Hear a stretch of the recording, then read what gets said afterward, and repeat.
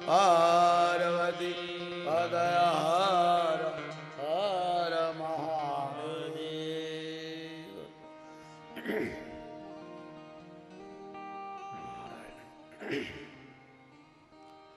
ओम श्री गणेशाय नमः, सूर्यनारायणाय नमः, सद्गुरुदेवाय नमः, भगवती दुर्गाय नमः, विष्णवे नमः।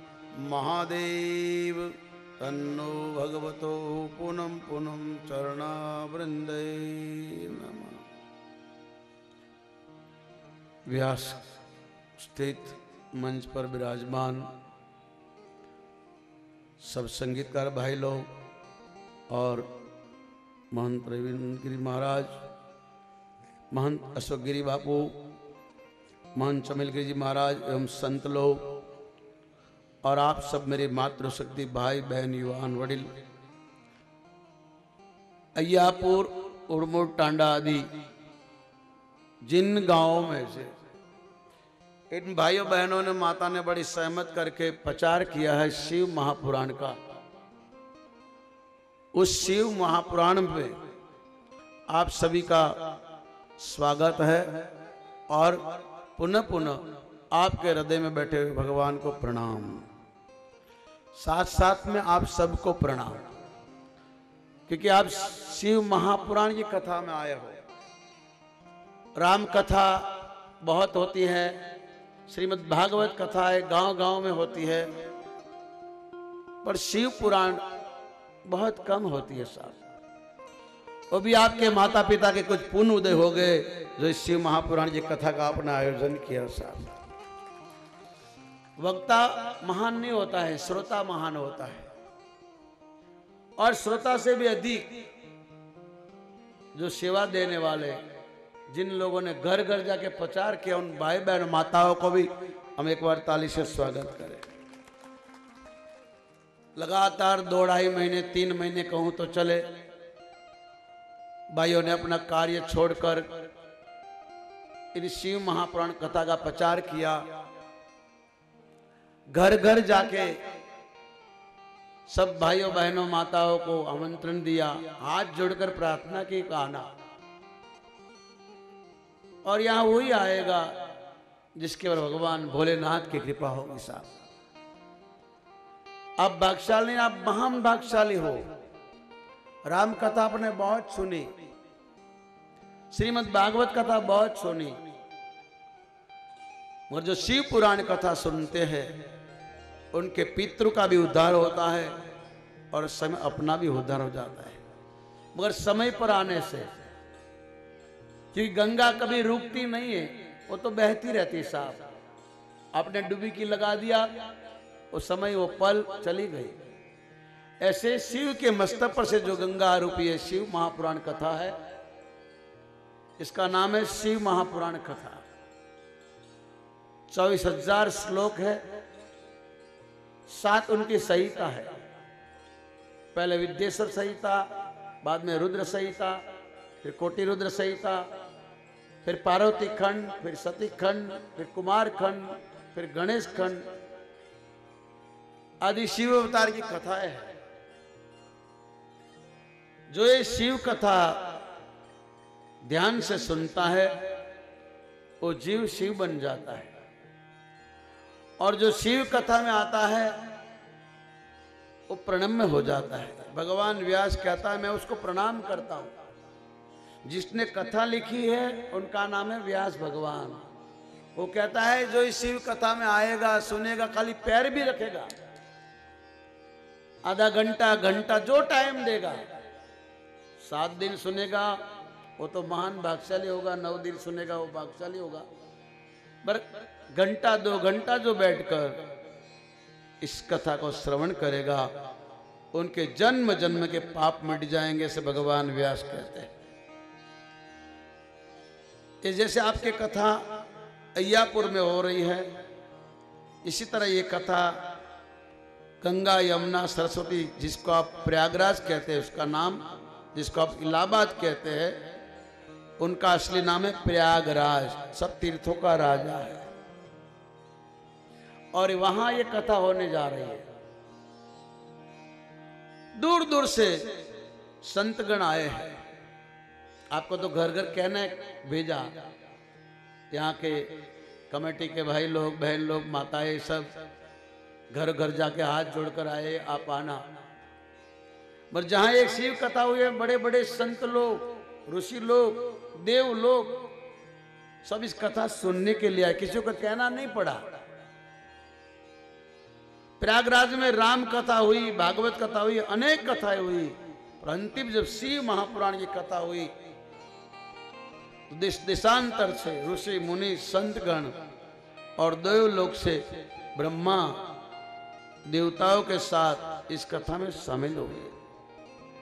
इसलिए इसमें पहला श्लोक लिखा है, धर्म क्षेत्रे महाक्षेत्रे गंगा कालिंदी संगमे तटे प्रयाग तीर्थे महापूर्ण तीर्थे ब्रह्मलोकम वर्तनी ब्रह्मलोकम वर्तनी।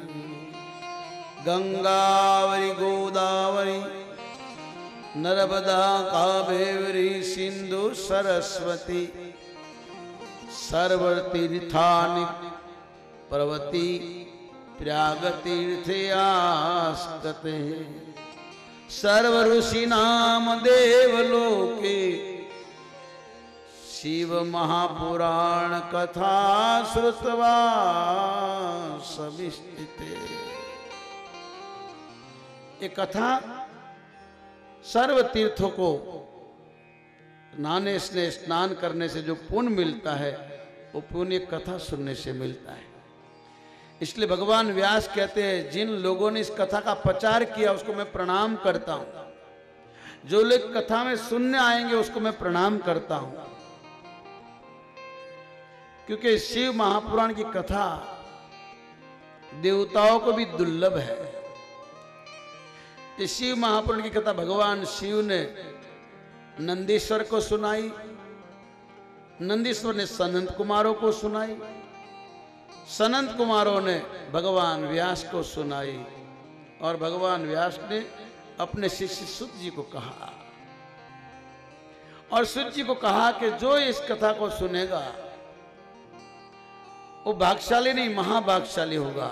कई जन्मों के पुण्य होते हैं और जिसका अंतिम जन्म होता है वो इस शिव महापुराण की कथा सुनता है। भगवान शिव ने जो जो लीलाएं की है इनकी कथा है और भगवान शिव आदि अनादि सर्व के माता पिता है। ना उसका जन्म होता है, ना उसका मरण होता है, ना उसके कोई माँ और बाप है। भगवान नारायण कभी राम बनकर आते, कृष्ण बनकर आते, उनको जाना पड़ता है।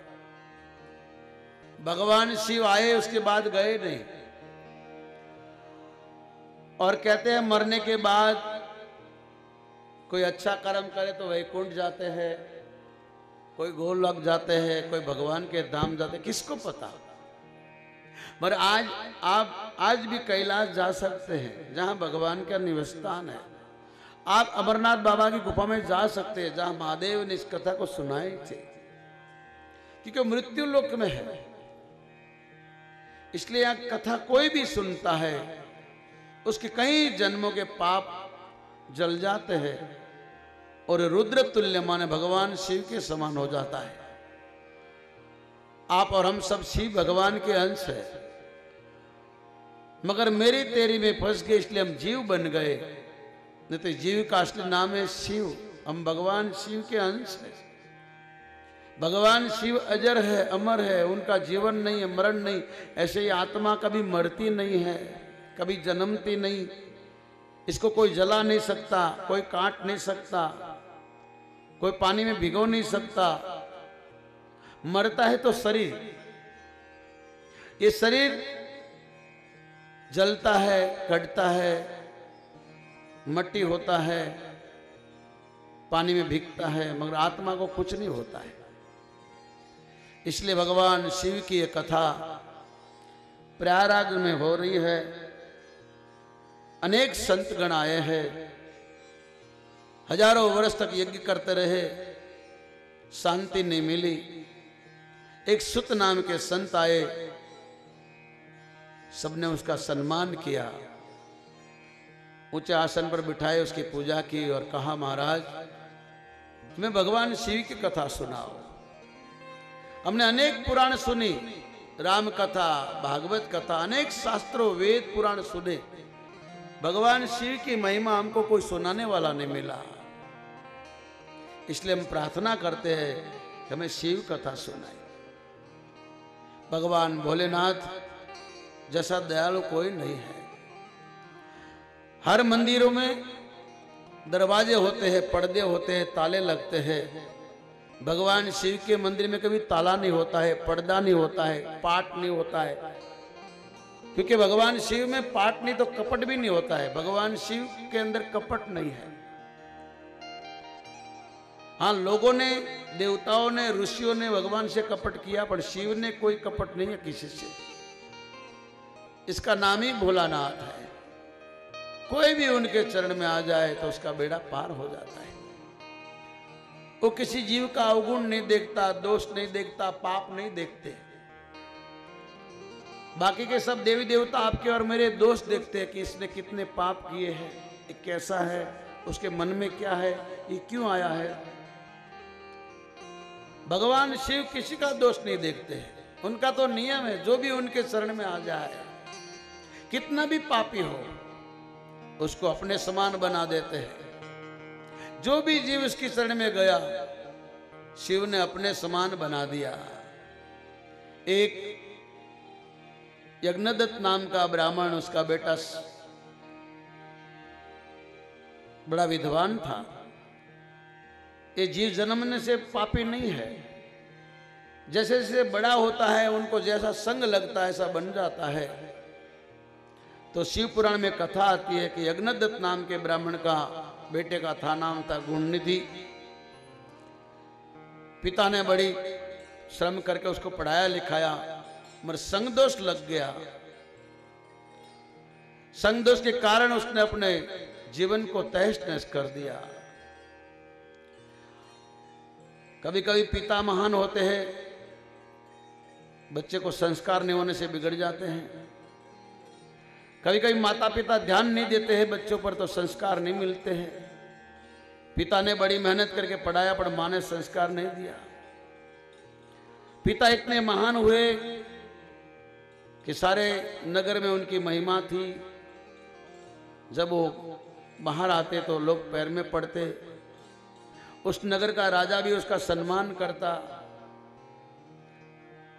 एक दिन यज्ञदत्त को राजा ने बुला के सम्मान करवाया, उनको भेंट किया। राजा ने कहा मेरे नगर में ऐसे ब्राह्मण कम मिलते हैं, क्योंकि ब्राह्मण जगत का गुरु होता है। ब्राह्मण ही हमारा संस्कार करता है जन्म से मरण तक, इसलिए ब्राह्मण धरती का गुरु होता है। उस यज्ञदत्त का बहुत सम्मान किया, उनके सौगादे भेंट थी। राजा ने उसे सोने की अंगूठी भेंट किया। यज्ञदत्त ने कहा मुझे नहीं चाहिए। बोले नहीं, आप मेरे पितृ के निमित्त आए, मेरे घर आए, मेरे पितृ का तर्पण कराया, और मेरे नगर में आप जैसा कोई विद्वान ब्राह्मण नहीं है, मैं भेंट देता हूं। वो लाकर पूजा में रख दिया। अपने बेटे की नजर पड़ गई, वो ले गया, जुआ में हार गया। एक दिन एक व्यक्ति ने उसको प्रणाम किया। यज्ञदत्त ने देखा ये अंगूठी तो मेरे राजा ने मुझे दिया था। भाई साहब ये अंगूठी आपको कैसे मिल गई? बोले महाराज आपके बच्चे ने दिया। मेरे बेटे ने? बोले हाँ। कैसे? बोले जुआ में हार गया। अरे भाई तुम्हारी गलत फहमी हो गई, मैं ब्राह्मण हूं, मेरा बेटा कभी जुआ नहीं खेल सकता है। बोले आपको पता नहीं है, आपका बेटा हमारे साथ बैठता है, जुआ नहीं मदिरा पान भी करता है। मदिरा नहीं